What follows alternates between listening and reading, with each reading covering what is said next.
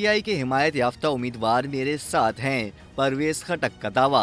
रशकई में जलसे से खिताब करते हुए चेयरमैन पाकिस्तान तहरीक इंसाफ पार्लियामेंटेरियन का कहना था कि अब पीटीआई नहीं है, सारे उम्मीदवार आज़ाद हैं और वो मेरे साथ हैं। उन्होंने इल्ज़ाम लगाया कि बानी पीटीआई को सियासी लोगों से नफरत है, उन्हें सिर्फ अपने आप से मतलब है, लोगों को बेवकूफ़ बनाया गया।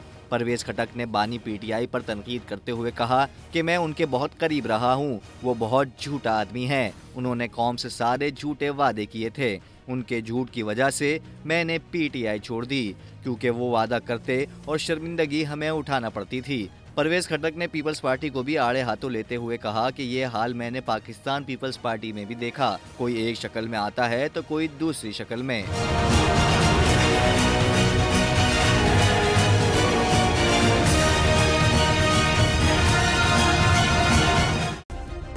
सब्सक्राइब करें और बेल दबाएं ताकि कोई खबर रह न जाए।